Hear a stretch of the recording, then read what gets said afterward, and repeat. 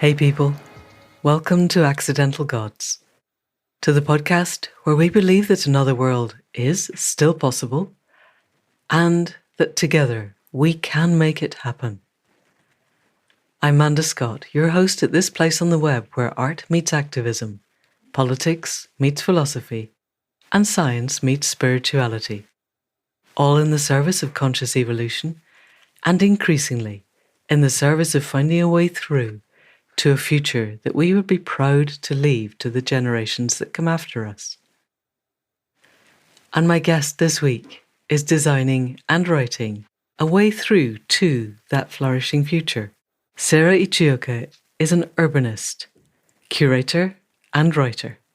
Connecting cities, culture and ecology, she's been recognised as a World Cities Summit Young Leader and one of the Global Public Interest Design 100. She's founding director of the Singapore-based strategic consultancy Desire Lines. She's also co-author with Michael Pawlyn of an amazing book called Flourish, with the subtitle Design Paradigms for Our Planetary Emergency. And I found this book in the spring, and genuinely, it is one of those that I read over and over, and pretty much every page has a corner folded over, which you may think is an abuse of a book, but for me does bring me back to the bits that I really want to look at again. That and highlighting the text, which probably puts me in the realm of vandalism of books, but there we go. This is a book that encompasses what I think we really need to know as we're moving forward in a way that is utterly accessible for everybody who isn't a designer, as well as being explicitly for those who are. It predicates on a lot of the things that have founded the ways that I think, and then it carries them forward. As ever, Caro has done an amazing job with the sound production, but we were recording from Singapore to the UK, so it's not absolutely perfect, for which we apologise to your ears and your general sensibilities, but I really believe it makes sense and that everything Sarah says is well worth listening to. So, with that in mind, people of the podcast, please welcome Sarah Ichioka. So Sarah, welcome to the Accidental Gods podcast, and thank you for joining us from Singapore. How is life over there? Are you actually in Singapore at the moment? I am, that's right, Manda. Thanks so much for inviting me onto your show. I'm delighted to be here. And some ungodly hour of the day with you.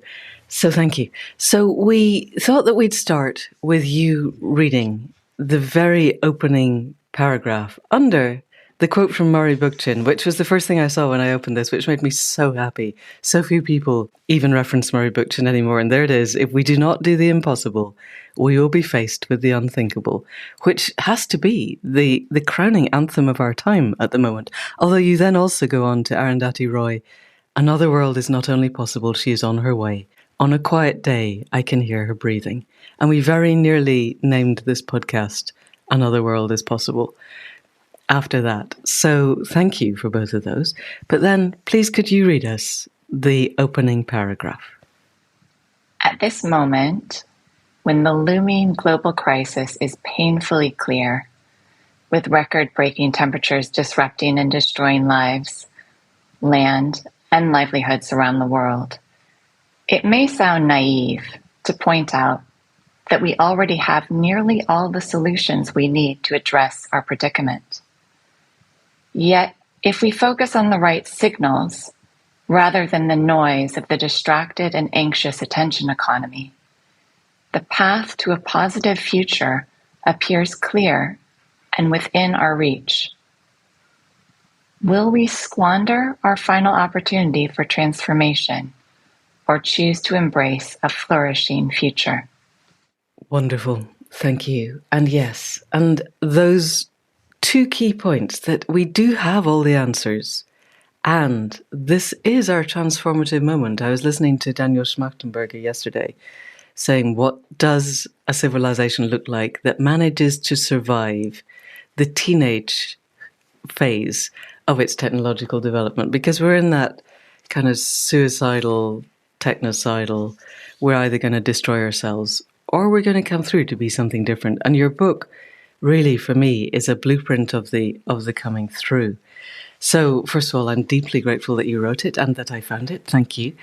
So I'd really like to explore how you and Michael collectively came to write the book, but to begin with, how Sarah came to be the person who brought what you bring to this book. Because you had been studying eco-villages in the US and civic agriculture in Singapore before you ever got to this. And at some point I read in 2005, you went cycling around Bogota with Enrique Peñalosa, who is the mayor of the capital, between his sections as mayor. So you've clearly been really exploring the possibilities of this and been really adventurous through your life as well as your professional work as a designer. So just key us into the key points of how you get to be one of the co-authors of Flourish and also how you get to be cycling around Bogota with the mayor of the capital. That would be handy too. Over to you. Thanks, Amanda. So, of course, Flourish is very much a co-authored work. It's the work of four hands between myself and beloved colleague Michael Pawlyn, who's a regenerative architect and biomimicry expert based in London. And he and I knew each other from our time. I spent about a decade working in London before I relocated to Singapore about another decade ago. And maybe like you, from my understanding of your bio, I've had a really interesting and winding path so far in terms of my career. But I think a unifying thread along, the thread that I've been following along that curving path has been a strong interest in human settlements and how the design of the spaces that we inhabit shape our relationships to one another and our relationship to the environments within which we find ourselves at any given time. And that thread has taken me from working when I originally graduated from university with a degree in history, working in for a public housing agency in New York City, through to work in London, first at London School of Economics, a research project there that looked at global cities, which is what led to being able to accompany my boss at the time to an amazing tour of a number of global cities, including Bogota. So that led to the incredible, that's actually, I got one of the worst sunburns of my entire life at that time. I'm not being used at the time to life in an equatorial context. And had amazing memories, but also my skin will never forgive me for that cycle trip. And for a time as well, led an organization based in London called the Architecture Foundation, which was a nonprofit that sought to engage the public in these conversations about the impacts of the design and inhabitation of buildings, public spaces, and cities more broadly. And then, Amanda, as you mentioned, had a number of years just pursuing passion research projects. So in the bridge between my time from London to Singapore, I had a grant from the amazing Graham Foundation, who have funded any number of amazing interdisciplinary investigations. They're such an amazing organization. But they gave me a grant to explore new forms of intentional communities that had sprung up not in the typical places where we might imagine them in more rural settings, but actually in post-industrial cities in the United States, which is my home country. And that was fascinating. And then when I first came to Singapore, which I now call home, I had the great fortune to be a research fellow with the National Parks Board here, the National Parks Board of Singapore has really, I feel, been at the forefront of, in a Singaporean context, at the forefront of bringing a biophilic, kind of nature-centric way of thinking about urban life. And so having known their reputation from afar when I moved here, was so keen to engage with them. And they were interested in the work that I'd done previously with community-based urban design projects. And so I built on that experience to look at their burgeoning civic agriculture program here, which now numbers in the thousands of community gardens island-wide. A very interesting time in the program when it was moving from its baby phase into growing to be the more mature program that it is today.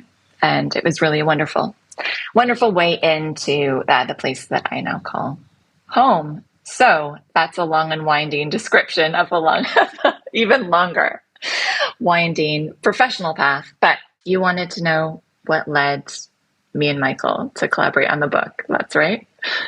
Yes, I did, but just a little bit. I would like to drill down into that a bit, because you started off with a history degree, and history's great, but now you're looking at the present and the future. What led you specifically to design? Because within the things that you've been looking at, you could have become a regenerative agriculture person, you could have become a permaculturalist, which I suppose is a kind of design, but you're more, as far as I can tell, interested in the design of the built environment. Correct. What specifically led you to think that that was the place where your passion was drawing you? That's a great question. I have always been interested in the design of buildings and spaces since I was a very small child. And I think originally I thought that after my undergraduate degree, I would go on to study architecture. But I think my experience with New York City's housing department helped me understand that there are ways to think about the city at a scale beyond the individual building. And then the master's degree that I took at the London School of Economics furthered that belief, I guess. It was a hybrid degree that was a joint urban design and social science research degree. And I realized I was a lot more interested in not necessarily in holding the pencil or the mouse for designing projects, but working as a larger part of a design team, or indeed clienting or helping others to client designers with a greater understanding of the social and environmental context within which the work would be situated. Right. Thank you. That makes a lot of sense. And then second bit of drilling in, I'm really interested in the civic agriculture in Singapore. Is the aim to become food self-sufficient within the island? So at the time the program was first initiated by the government, it was originally modeled on the Britain in Bloom program, which, as you know, is much more about kind of civic beautification. Yeah. So at the time it was originally conceived, but this would have been, many, many years ago. It was first conceived with a sort of beautification, civic pride aspect to it.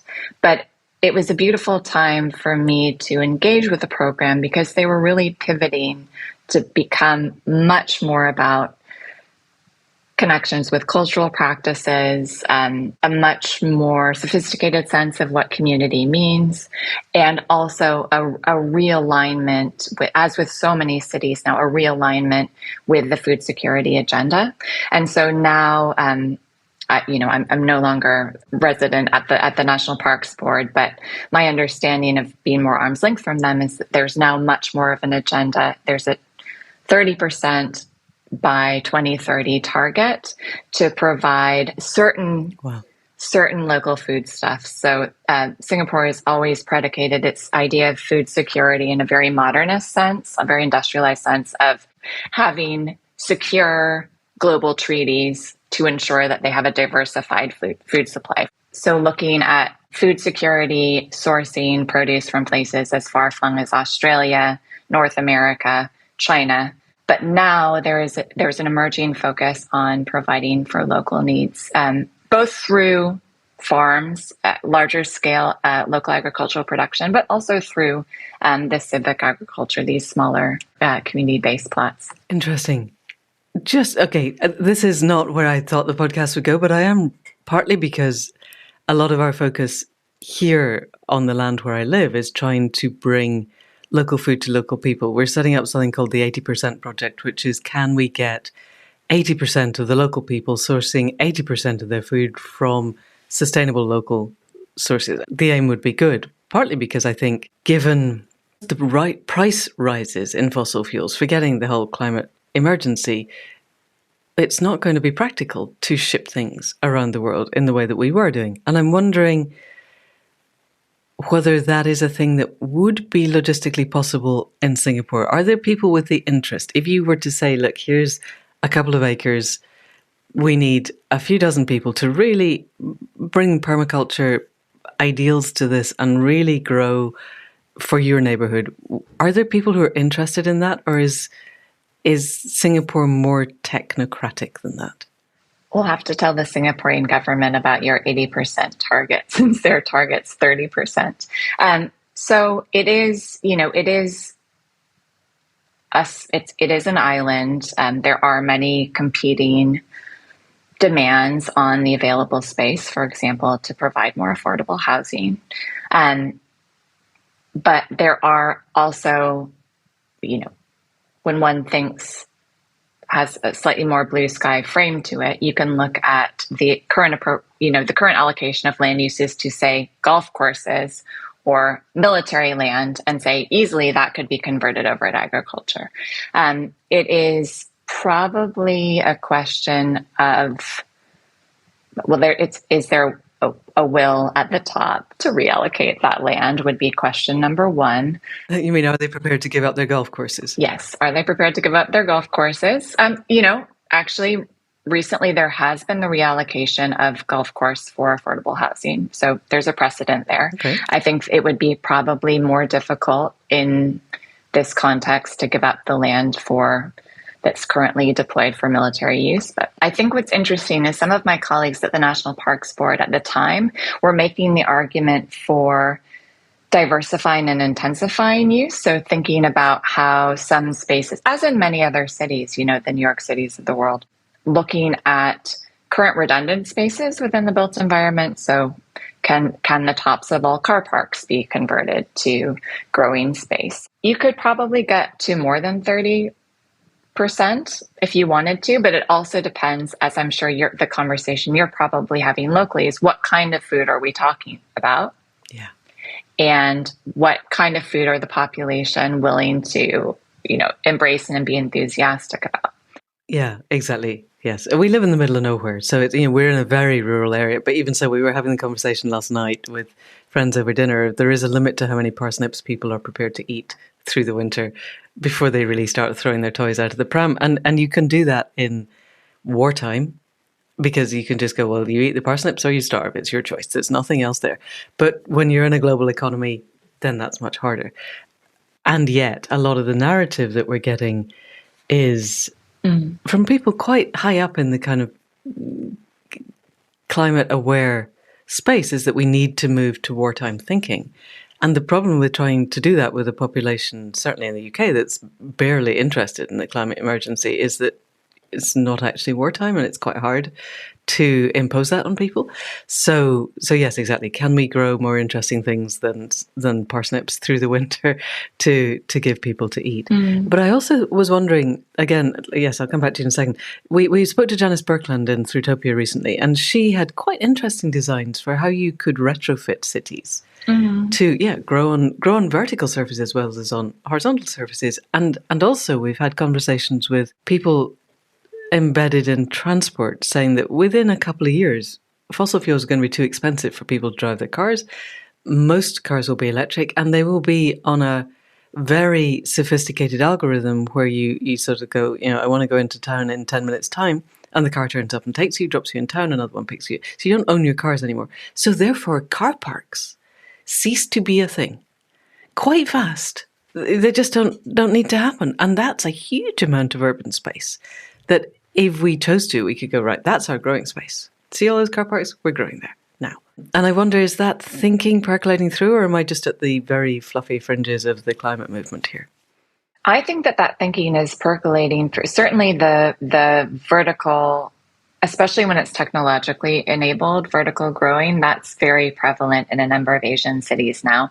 I think that the repurposing of car parks tends to be something that, if we're talking about service car parks, is probably a somewhere that works better as a conversation in land-rich context. So, somewhere like North America, somewhere like Australia, which has been incredibly car dependent to begin with, and has the luxury of those sprawling spaces. I saw a fantastic documentary that showed, I think it was somewhere in California, a new system that was being deployed that could just be rolled out over existing asphalt car parks. That was incredibly inspiring. This comes back to the idea of the technology or the methods and practices already existing. We just need to look for them and think about how they can be transferred or scaled or recontextualized in different places. There was something else that I'd said that you wanted to come in on. Let's go there. Yes, thank you. I was really interested in the wartime footing framing, because obviously one of the things that Michael and I point out in our book, or that fascinates us, is how the metaphors that we use can really shape the way that we think about things. With the wartime footing example, I completely am on side with the idea that we need to capture this sense of urgency and capture the sense of the need for collective action that evokes, especially if we're thinking maybe about our grandparents' stories from World War II. But at the same time, I think one of the major challenges of the climate and biodiversity crises is trying to also do the work to understand that where is the enemy or who is the enemy, and possibly the thinking about the framing, our tendency to want to frame situations in terms of having an enemy that we need to come together to combat. Even a lot of the language around combating climate change, it goes a lot of the way there, but I think it can perhaps limit our understanding of the necessary transformation. Yeah, it holds us in the old paradigm, doesn't it? And no problem is solved from the mindset that created it. And it's this binary win-lose paradigm that got us here in the first place. So I think it's a deeply unhelpful metaphor, frankly. But it's becoming increasingly prevalent. So things like this podcast are going to be finding ways to create other paradigms. So let's hook back to where I thought we were going to begin with, which is, so you and Michael decided to write a book together. Just very briefly, what led you to that path? And then we'll look at the book itself. So I guess we, like you, Amanda, and many people that we know and admire, have been trying to think about where we find our place in our collective need to mobilize swiftly towards transformation. And, Michael and I have both been active more broadly in our communities, but we realized that our position of greatest leverage was probably within the built environment sector, because that's where both of us had a certain degree of expertise and also had a platform of sorts that we could build upon, maybe in the same way you with your writing. And so we thought that focusing our efforts directed towards our colleagues, friends, peers, the broader community who worked in the built environment was the right way to channel our energies. And we felt that there was a really opportune moment where we could see the emergence of a much higher frequency of use of the term regenerative within our sector and adjacent sectors. But we felt that there wasn't a very clear definition attached to that. So we saw an opportune moment to try to join that conversation and bring those, the people that you referenced earlier, the many people who inspire us from adjacent fields to bring our understanding and synthesis of the wisdom that they offer in adjacent fields, whether it be philosophy, sociology, the arts, and try to digest and translate those thinkings into language and frames that would be accessible to a broad group of built environment practitioners. And beyond, I would say, because I am not a built environment practitioner, and I genuinely, this book was so inspiring. And one of the things that made me actually run downstairs and have to read it out to my partner was that you defined the difference between sustainable and regenerative very early on, which I think is so important, because the two are being used in greenwashing context so often now, and it's really important that we actually nail down what they mean. So for us on the podcast, can you give us your distinction between sustainable and regenerative? Absolutely. So sustainability is a term that's had, been in common usage since the mid 80s. And when it first came into prominence through the Gro Harlem Brundtland's report on sustainable development. And it was originally generally embraced, but was very quickly diluted in terms of its meaning. But we still all use it as a placeholder now. The challenge is that the framing of sustainability suggests that what we want to be doing is continuing what we are currently doing indefinitely. And in doing so, it both overlooks all of the dysfunctional aspects of our current system, and it also overlooks the fact of how many vestigial harms are built into that system. So even if we were to continue doing what we are doing now, sustainably, it does not account for all of those past harms.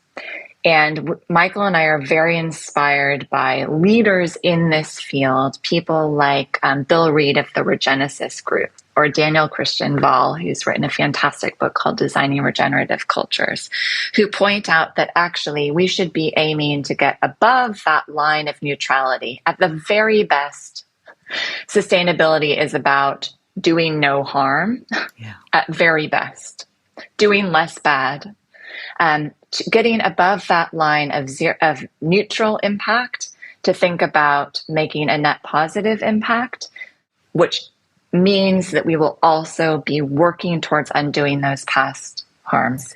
So in a second, I really want to look into the book, but the podcast just prior to this one that everybody will have listened to that isn't out yet, I spoke to Jennifer Hinton, who's a researcher in Sweden, who's talking a lot. Her whole thesis is about the difference between for-profit and not-for-profit businesses and how we shift our entire economy to a not-for-profit basis. I've also been talking to Janice Birkeland, who's another designer, who is very clear in her very blunt Australian way that sustainable is okay as long as it's not costing anybody anything. That basically designers were really happy to fold in sustainable ideas as long as it didn't affect the bottom line. And so putting those two together, we get to a situation where as long as businesses and the designs that they fund are aiming to make a profit for their shareholders, then it is very unlikely that we're going to persuade them to actually apply regenerative principles. That not only doing less harm, or possibly even doing no harm, but actually beginning to repair the damage already done is not a profitable business. But it could be the remit of a not-for-profit. The whole point of a not-for-profit is you design what your aim is, and if the aim is regeneration, then that's absolutely what you're there for, and you're allowed to make money, but that money pours into regenerating. So I'm wondering, are you seeing in the move towards design a shift from for-profit to not-for-profit, which seems to me the only possible way that we could get genuinely regenerative design built in? Or am I wrong? Is there a way to get regenerative design in a for-profit environment? So a lot of what you're saying resonates with the fifth paradigm that we outline amongst our 5 regenerative paradigms in Flourish, which is the need to move from centering our economies around growth to recenter it around the lodestar of planetary health. And I think my position on it would be perhaps not to debate whether or not a business should make a profit, but whether that is the sole or the leading objective of a business. And I think the major flaw is that for so many businesses, that is their sole, that is their primary objective, as opposed to thinking about in what way they might be the good or service that they're providing might be actually enhancing the lives of their customers or of their communities, and then building out from that. So if that can yield a profit, brilliant. If it actually needs to be delivered under a nonprofit model, then let's find a way to do that. But for me, it's about the centering of purpose, in this case, regenerative purpose, within a given business or broader economic system. That for me would be the driving emphasis. Yes, brilliant. And are you seeing that happening in the wider design world?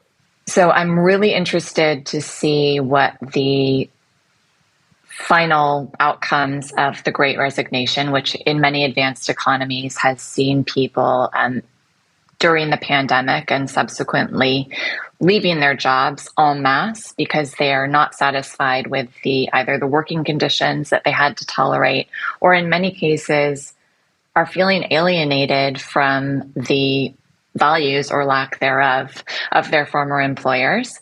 And that has certainly been present within the design or built environment industries as well, where you've seen many larger employers losing employees who may have had this moment to contemplate and probably were in a position of economic privilege where they could take the decision to leave and try to start out on their own or seek out other employers who are more aligned with their values.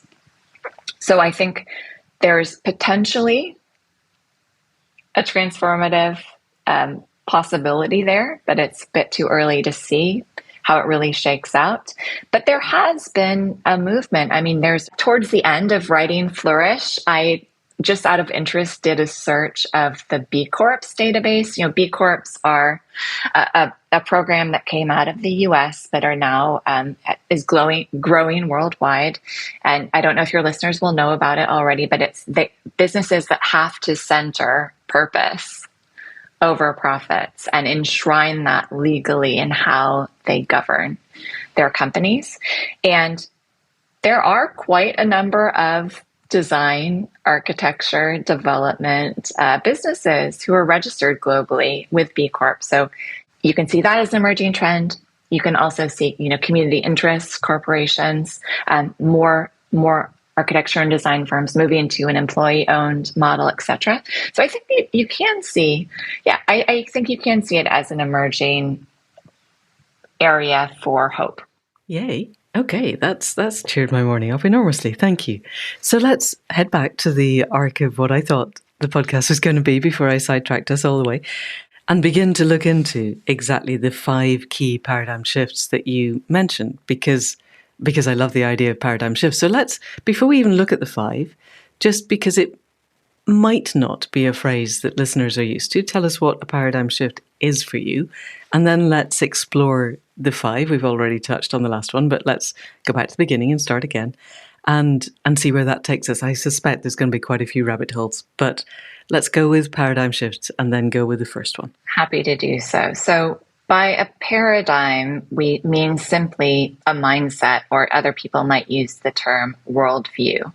That is a set of beliefs that actively shapes what we might do as individuals or as societies. And Michael and I were inspired by the thinker Donella Meadows, who was an amazing systems thinker who, if your listeners are not familiar with her work, please rush out and find a video of her speaking or find one of her texts to read. I think she will inspire anyone, no matter what they do in life.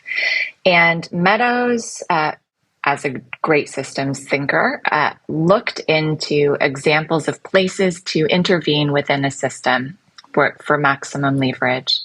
And reviewing 12 of these possible points to intervene within a system, identified as the top 2 most effective to intervene at the level of the paradigm or mind shift, or even more powerfully than that, to intervene at the level to transcend paradigms altogether. And so Michael and I set our sights on that level 2, the penultimate level, and set out to think, what are the degenerative mindsets or worldviews that we see are holding back those of us who are working the built environment more broadly, or inhabiting the built environment. So as you mentioned, Amanda, everyone has a stake in the built environment, right? Whether we design it or simply live in it, we have a stake in it. And that led us to think about which regenerative mindsets might replace those. And when we talk about a shift in paradigms, we are not suggesting an abrupt break or rupture between one to the next, because I think that's actually kind of myth of industrial culture. If I think about American culture, the lose 50 pounds in 2 weeks diet sort of way of thinking about cultural change, right? That's not really what we're looking for. We're thinking about how we move from an existing paradigm towards this new, more promising regenerative one, whilst taking people and things and practices along with us that may still be working or functioning. So, for example, when we talk about shifting overall from a sustainable mindset to a regenerative mindset, there are many amazing, valid things of people who would classify themselves, have been working tirelessly for decades, who would classify themselves as sustainable practitioners. So we're not trying to throw them on the rubbish heap, but rather integrate them into the transition towards regenerative. So we've outlined 5 key shifts that we feel are important places to start. But we know that, great thinkers like you and other people who are reading the book will also, we hope that it will inspire them to think about other mindset shifts that they'd like to see transformed. Super. Thank you. Yeah, fascinating. And I loved that you started from the perspective of Donella Meadows, because like you, when I came across that, I got to the penultimate one, the let's make change by changing paradigms, and that seemed to make sense. And it took me about 5 years, I think, to get my head around the top one of just transcend paradigms and what that might look like and what it might feel like. And yet I don't think you can get to the transcending of paradigms except through the route of transforming existing paradigms. So finding 2 super bright people who had sat down and worked out key paradigms that we could shift was just genuinely inspiring. So let's really briefly, because time is moving on, just go through them and maybe have a little think about how you got there and where it took you. So the first one is possibilism. Evidence, uncertainty, and agency. Here we explore new ways of thinking about our capacity to affect change. And we've already talked about that a little bit with our mindset of war and how that narrative of us versus them, or us versus competition, or us versus the planet is not a useful paradigm to move with. So what other paradigms did you identify in your field of design that you thought were not useful, and what could we move them to? So that first one that you've just read out, Manda, is moving from what we see as a degenerative paradigm of thinking about things as a binary between optimism and pessimism. If we apply those to our current situation, an optimist would say, oh, I'm sure someone in Silicon Valley is going to come up with some fantastic new technology, and I'm going to still be able to drive my car and eat steak, and it's going to be great. Like, I don't need to worry. Everything's going to be fine. And a pessimistic view of our current situation would be like, haven't you read the headlines? The glaciers are collapsing. There's really nothing we can do. We're all going to die. And we propose, as an alternative to that, the idea of possibilism, which is really trying to understand, under given circumstances, what paths might still unfold based on trying to collect as much fact and insight as we can on the matter, and think about that as a way for designing or acting more broadly under conditions of uncertainty. And once you adopt this different mindset of, actually, let's not accept that everything's going to be great or everything's going to be terrible, but actually think, what could be possible in a given situation?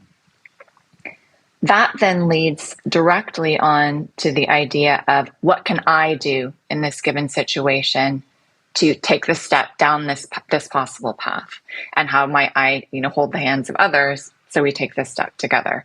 And so that this possibilism for us is twinned with the idea of expanded agency. So instead of moving from an idea of, it's too big, there's nothing I can do about it, why even bother thinking? Actually, I do, within my sphere of influence, have the ability to work together with others to affect change. So I am going to work to recognize and expand my own agency in this given situation. Brilliant. Thank you. Yes. And just hooking into that, I'm doing a regenerative agriculture course online, which is great fun. And I feel a real fraud because we got like 30 acres here. And there's a young woman on the course who's farming 2,500 acres on the island of Egg in Scotland, and another one who's 3,000 acres on the island of Ling. And they swim the cattle across to another 2,000 acres. And it's like, oh, okay, I'm feeling overwhelmed by 30. I'm going to just shrink into a corner. But we also, the woman running the course pointed out, and this hadn't really keyed in for me, that we know less than 1% of stuff about the climate. We measure what we know, and then we infer from those measurements. And yes, the measurements don't look great. It would be easy to slide into pessimism. But the other 99% of the stuff we don't know, we don't know. You know, it's full of Rumsfeldian unknown unknowns. And within that sphere, there has to be an extraordinary capacity for possibility for total catastrophe, but also for absolute transformation. And unless we want to be the person who's pushing us towards total catastrophe, which most of us really don't, I think, then we have that expanded agency that you talk about to explore what are the ideas that are already out there, because human creativity is astonishing. And as you said in that opening paragraph that you read, a lot of the problems that we know about, we know how to fix. We just have to decide that we want to. So in many ways, finding the we want to do this incentive is what we can do in our expanded agency, is look, tell people, hey guys, the ideas are here. And look, we could do this, and nudge people along that path. And then we have no idea where it goes. And where it goes could be amazing. So I just want to put that out as a counterbalance to the conversation that some of us on Fruitopia had the other night with someone very bright who suggested that our timeframes are a lot shorter than we thought.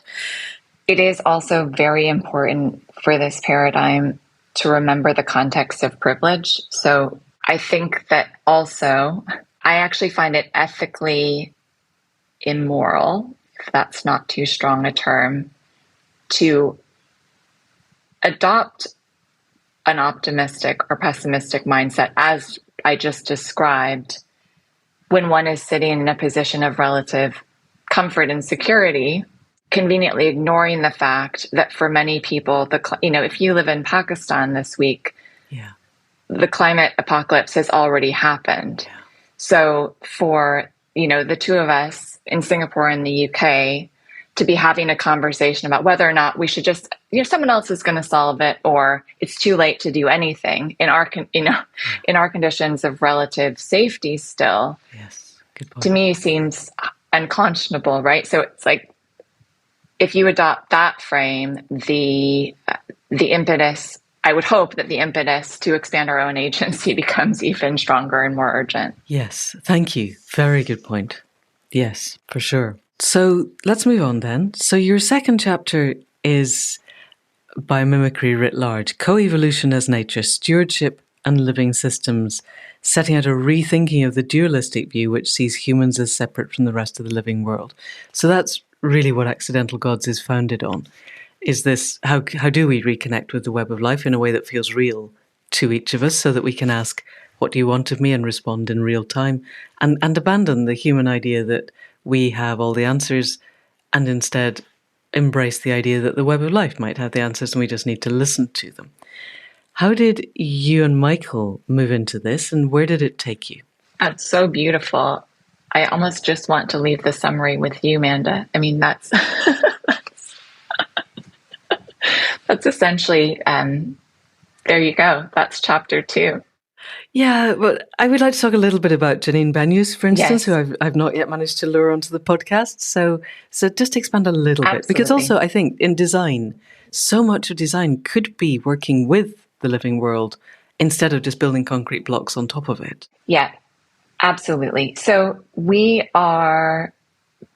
Michael is an expert in biomimetic architecture. And that has traditionally been looking at understanding the forms and processes of nature to design buildings to design buildings or objects that are inspired by hundreds of thousands of years of R&D by Mother Nature. And we were really interested in Flourish to take this to another level. We were inspired by the work of the eco-philosopher Freya Matthews, who has set out principles of deeper biomimicry, which I think is more aligned with what you described as your accidental gods frame, which is not just learning from and imitating the rest of the web of life, but actually designing in collaboration with the rest of the web of life and trying to develop the tools to listen and understand what the rest of the web of life might be asking of us. And it's taking it a step further from designing for nature or designing with nature, but actually ambitiously to think about it as the call to design as nature, to understand ourselves as an integrated part of that web of life, whether that's how we interact with a site that's chosen for a building or public space, the living materials that might be part of the construction of that space, and so on. Yes. Yeah. And that does feel to me as if the big paradigm shift, if we could get the whole of humanity to engage with the web of life in that way, then the parking lot doesn't happen unless the ground calls for parking lot. And the chances are, I think, that it's not terribly likely to do that. And so then you rethink of, okay, so what are we here for? As a very brief aside, when I was doing the master's at Schumacher, I wrote my first term paper on what would a shamanic economics look like, because we'd been told all about Buddhist economics and various other forms of economics. And someone, because they knew I was in the class, got very enthusiastic and said, well, and in, I think, Brazil, they've got the shamanic economics because they go and they do a ceremony with the river before they build a dam to placate the spirit of the river, basically, before they build a dam. And it blew all my fuses, much worse than kind of ordinary neoclassical economics. No, that's not shamanic economics. Shamanic economics is you go to the river and you ask what the river wants. And I would be so surprised if what the river said was, what I want is a billion tons of concrete to block all the water. That's really a good thing. So I was trying to think, okay, so what is a shamanic economics then? And I was doing lots of shamanic walking and dreaming and journeying. And it was the day before I was due to hand in, and I was doing a walk. And my practice at that point was to call in the God and the spirit that I work with most and try and walk so that they're seeing through my eyes and hearing through my ears, and then I'm seeing through them, seeing through my eyes, hearing through my ears. And I'm asking the question over and over, what does the shamanic economics look like? And the horned gods basically stood in the path in front of me and went, okay, stop. That is so the wrong question. Oh, really? I'm writing a paper on this and I have to hand in on Monday. Are you sure that's the wrong question? Because that doesn't feel great. And it's like, yeah, you need to work out what humanity is for before you work out what does the economics look like, because how can you have an economics unless you know its purpose? And that then became obviously the thesis around which I wrote that particular paper. And it seems to me that is heading for me towards that transcendent paradigm, is what are we here for individually and collectively? Because I don't think for anybody making enormous amounts of money and destroying ourselves in the process is actually what we want to be here for, but it's the default that we've found ourselves at. And shifting that would be quite a good thing to do. So finding ways to answer that question of what are we actually here for seems to me quite core. But I'll get off my high horse at that point. So I love chapter 3, which is changing our view of time. So the paradigm here is a longer now, deep cyclical time and holarchic progress.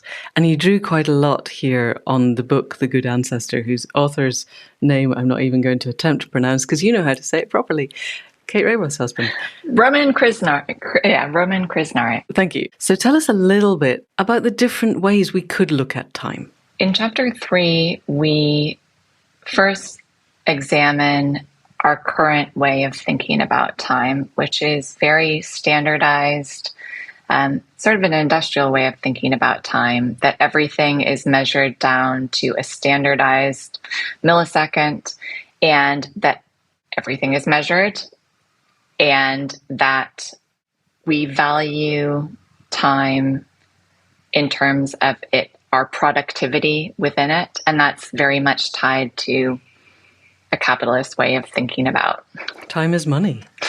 Our lives, and our value time is money. Exactly. And so the way that we would sum up the transition or the paradigm shift that we're after could be summed up in the words of Karma Teshrim from Bhutan, who says, time isn't money, time is life. And tied up in that is a much deeper, richer, embodied, holistic sense of time that resonates back to a pre-industrial age where our concept of time was much more rooted in seasonality. It was much more rooted in the rhythms of nature and the spaces that we inhabited, much more marked by, specific shared cultural rituals that might have been grounded in the fertility cycles of that place, and so on and so forth. And in addition to that more qualitative, rich, nuanced, life-inflected sense of time, we also want to think at the scale of the planet and planet time and geological time, and understanding that once you take that much longer view of thinking, just if we focus on Mother Earth, the Earth, and the length of time that she's been around, it suddenly makes the scale of our actions as human beings, it puts it all into perspective. And where we draw very strong inspiration from the philosopher Roman Krznaric, who you mentioned, Manda, is his encouragement that with that perspective, how do we think forward in terms of what our legacy will be? Our individual lives might be flying past in the blink of an eye, but the actual impacts of the current decisions that we individually and collectively take today have huge repercussions because of the technologies that we're using to make them within, huge repercussions for future generations of all species. And so how can we, taking that longer view of time, frame our decision-making processes differently to take those impacts into account? Yeah, and Roland talks about cathedral thinking, that sense that in the past we would start projects that people knew they were never going to see in their lifetimes, but they were still good things to do, or even planting forests. The new forest in England was planted to create a forest that would be giant oaks many, many generations after the people who planted them. So in the book, Ronan talks about cathedral thinking and that sense of very, very long time spans of thinking about time, but also in terms of the cyclic nature of time. You mentioned in the book an Amazonian tribe, I think, who defines time by the sense of the things that they can smell in the forest at any given period. Was I right with that? So another amazing author who I would strongly recommend, there's a book called Pip Pip, A Sideways Look at Time by Jay Griffiths. And one of the many evocative examples that they share is the people of the Andaman forest in India, who follow a scent calendar of floral fragrance to describe the time of year. And of course, we can find many other similar examples in indigenous and traditional cultures of measuring time in ways that are attuned with the natural cycles of place. And I am also remembering in Afghanistan and the Taliban saying of the West as they kicked them out, "You have the watches, but we have the time," which they just had a very different sense of what time meant and what they could do with it than the people who had ignored Kipling and decided that they could yet again colonize somewhere. So your fourth paradigm, symbiogenesis, mutualism, citizen activism, with which we are in wholehearted accord, and public luxury. Talk us a little bit about your views on citizen activism as much as anything else, but also really intrigued by public luxury. We talked earlier in the conversation about the metaphor of being on wartime footing. And I think that another metaphor that is really holding us back, but which all of us have completely internalized or have to do a lot of work to purge and release, is that of survival of the fittest, which of course has its origins in Darwin's Origin of the Species, although it's not his term originally. It was somebody else. Yeah, contemporaries of his period who were very keen to transfer ideas of evolution across to their social setting.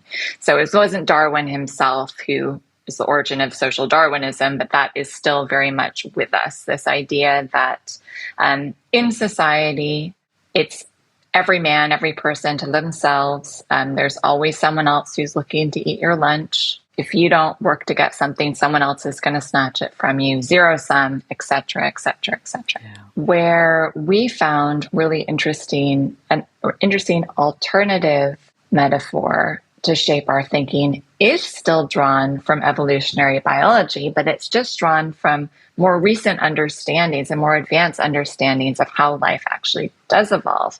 So yes, there is definitely an element of mutation and natural selection, but there is also a very strong strand that was first publicly argued by the amazing biologist and science communicator Lynn Margulis, who is also one of the... I'd actually really want to take the time to give this side note, if you don't mind. Sure. All of the recent obituaries of the late, great James Lovelock that I read did not co-credit Lynn Margulis as the co-creator of Gaia theory. So Lynn Margulis was the one who gave James Lovelock the scientific underpinnings of Gaia theory.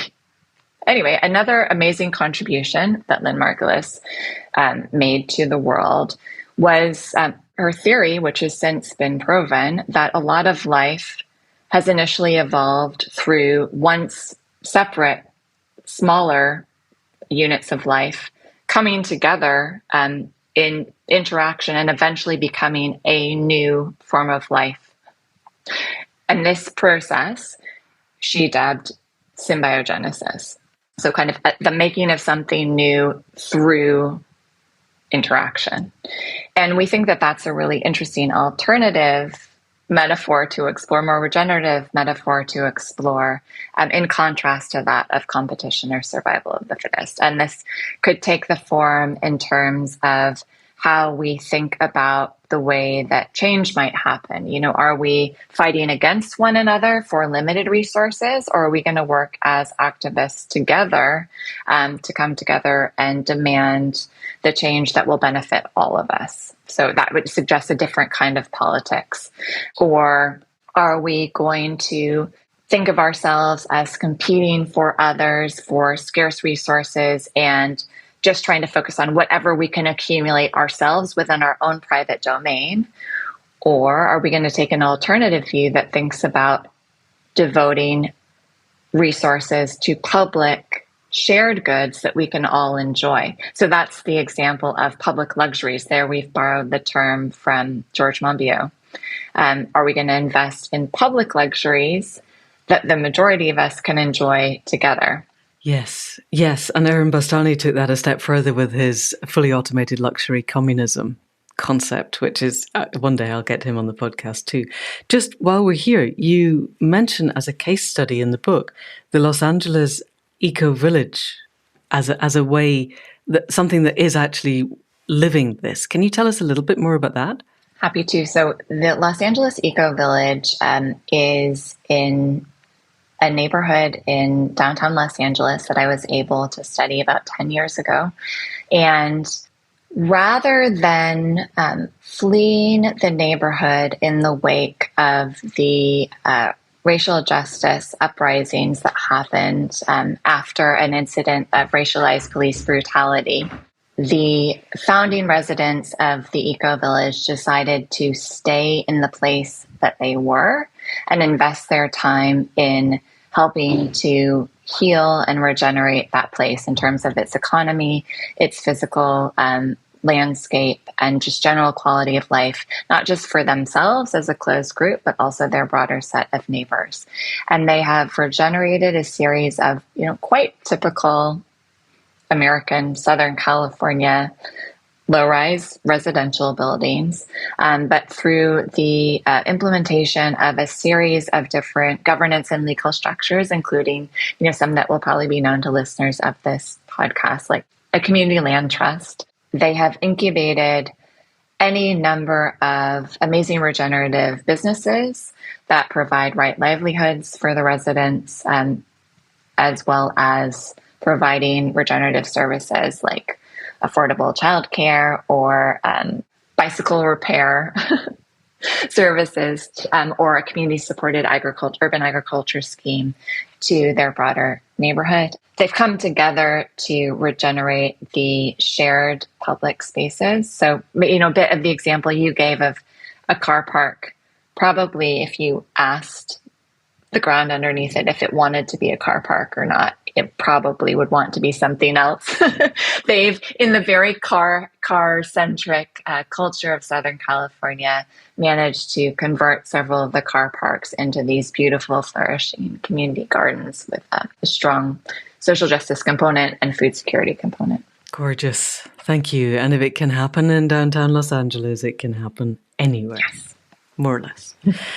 Alrighty. So your final paradigm is planetary health, qualitative development, living metrics, and flows. And this is one of the ones that's most oriented towards design, I would say, but still utterly applicable to everybody who isn't actually a professional designer. So talk to us a little bit about flows and planetary health. Absolutely. So as we quickly discussed earlier in the conversation, this paradigm is about a shift from growth for growth's sake to thinking about how we design our economies to center the health of people and planet, which are, of course, integrally intertwined. So planetary health holistically. This applies not just to the design of economies, but also the design of resource flows. So rather than thinking about our current material economy, which is a make, take, waste model, where we extract materials, use them for a delimited period of time, and then dispose of them as if there was a way to which we can throw things. This is looking at working as designers to think about circular flows or cyclical flows in the way that nature herself does.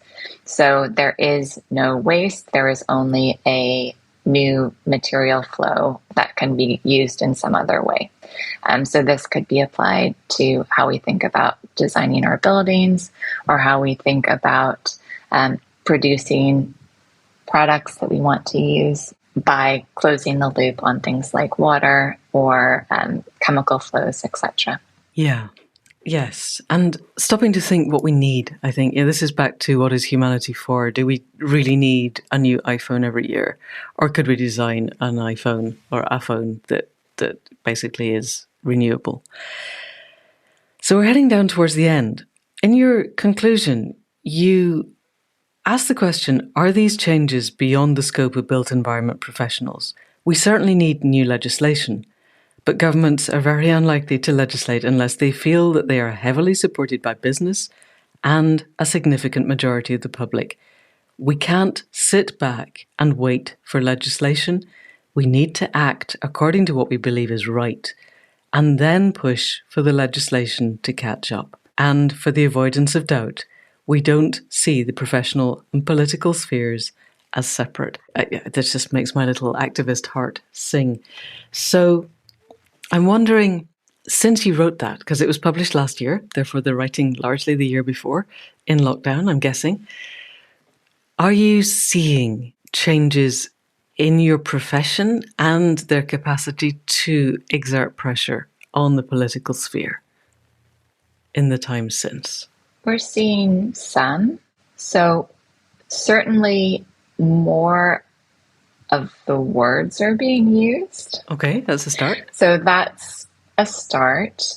I am not sure that I see as many built environment professionals as I would like becoming politically active, but there are very positive examples. I think particularly in the UK, which was where the Built Environment Declares movement, which now has, thousands of members globally, started, and has now spread to adjacent professions such as civil servants who work in local authorities. And there's also the Architects Climate Action Network, which is very, very active. I have a huge amount of respect for their work, largely in the UK.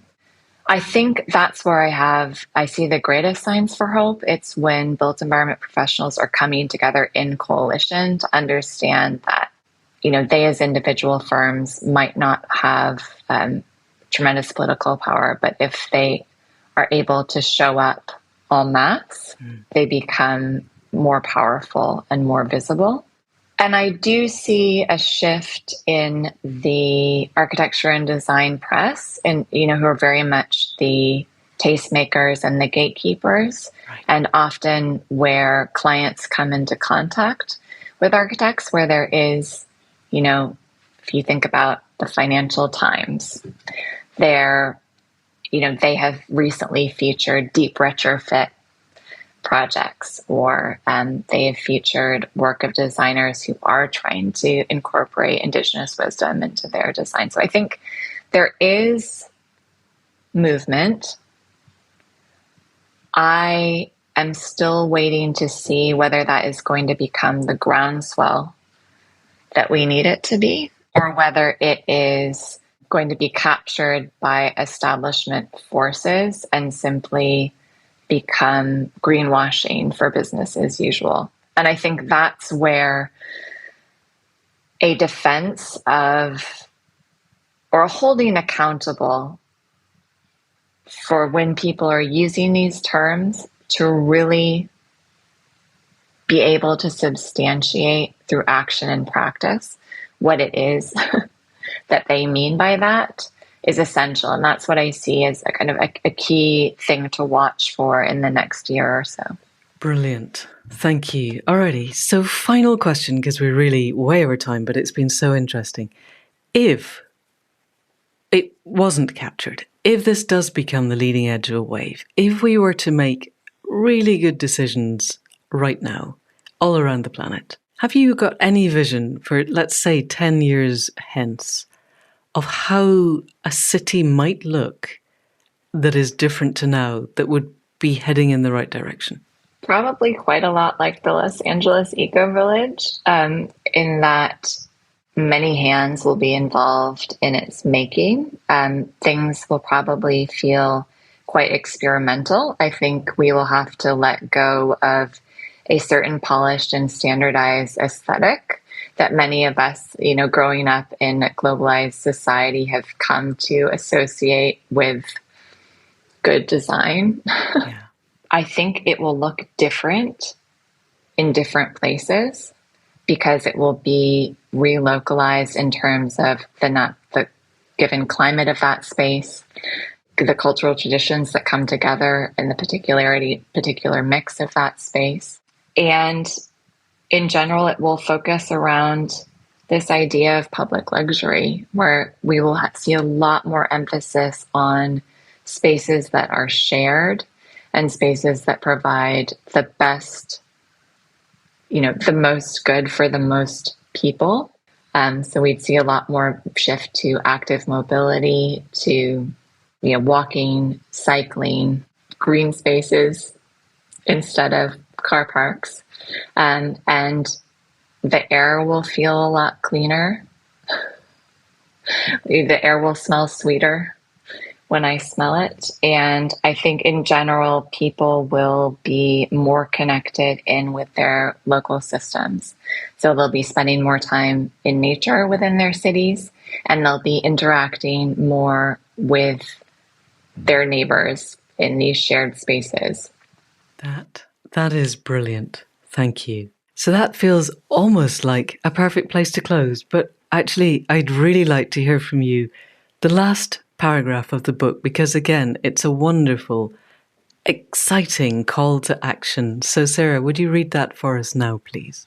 We know that we have an alarmingly short time to transform our relationship with the rest of the living world. But that does not mean we have to accept our fate and sink into despondency or seek to hide from reality in the shallow pleasures of consumer culture. Far from it. We must mourn what has already been lost, and then we need to rise and regenerate. We need to join with clear-eyed young activists and wise elders alike to maximize our agency in a rolling wave across society. We need to act in a way that benefits those who will come after us. We need to challenge business as usual stories that hold us back. We need to collaborate like never before. This is what it means to live now. As designers, this is what it means to be truly creative, truly contemporary. Glorious. Thank you so much. This is what it means to live now. That is a perfect ending. Sarah, thank you so much for coming on to the Accidental Gods podcast. Thank you, Amanda. It's been my tremendous pleasure, and I have so much admiration for everything that you are doing in maximizing all the different facets of your own agency. So I think you're a perfect example of that, of our first paradigm shift. Thanks again for having me. And that's it for another week. Enormous thanks to Sarah and to Michael for writing the book Flourish, for the podcast, which is glorious, and they have some really interesting guests. I have linked both in the show notes, and I encourage you to search them both out. The book really is a very inspiring read, and perfect if you are looking for end of the year gifts, whatever we're calling the season that's coming up, for people who read nonfiction. Actually, even for people who think they don't read nonfiction. It's not a techno designer's book. It's a book designed for everybody, and it touches on so many of the aspects of different thinking that we like to allude to on this podcast. It brings them all together. So thoroughly recommended. And while we're here, our numbers are growing. Thank you for spreading the word. And I'm getting increasing numbers of emails from people asking how they can support the podcast. So there is a Patreon page. But to be honest, I would ignore that because you don't get anything else for signing up through Patreon. Please feel free if it's your thing, but I am never going to put anything behind a paywall. So the sign up for Patreon and get anything extra is just not going to happen. What you could do is go to accidentalgods.life. So that's accidental gods, plural, all one word, .life, L-I-F-E, and join up the membership. And then you actually get something. And if the monthly subscription is too much, and we are in what is euphemistically called a cost of living crisis and is actually a predatory capitalism falling down around our ears crisis, then contact us. faith@accidentalgods.life would be good, because if you contact Manda at accidentalgods.life, I will have to send it to Faith, who organises these things. But either way, we can sort you out a different level of membership. But then you actually get something. You get the whole Accidental Gods membership program. I'm not going to detail all of it here. It's on the web. Go and have a look. But it's our attempt to bring everybody closer to a point of conscious evolution and emergence. But it's also a way of connecting with other people who feel the same, who listen the same, who have the same ideas, or at least similar ideas. We have buddy groups. First and third Wednesdays of the month, we have an hour's Zoom call, and we can connect with each other and answer questions and do meditations. We run gatherings. There have been fewer this summer because I've been doing the Throughtopia Masterclass, but they'll start up again as of Samhain, end of October, where we'll be looking at living and particularly dying with clear intent. And then next year, all of the gatherings will be focused on using intent to bring ourselves closer to where we need to be, and doing that in a regenerative way.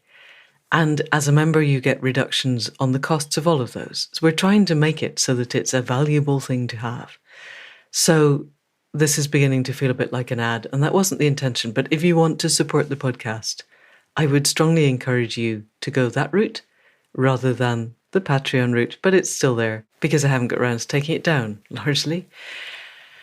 So that's it. We will be back next week with another conversation. And in the meantime, thanks as ever to Caro C for the sound production and for the glorious music at the head and foot. To Faith Tilleray for the website, for handling all of the tech queries, and for the conversations that keep us moving forward. To Anne Thomas for the transcripts, and as ever, to all of you for listening. Really, we would not be here without you. And if you know of anybody else who really wants to understand how we can design our way into a better world, then please do send them this link. And that's it for now. See you next week. Thank you, and goodbye.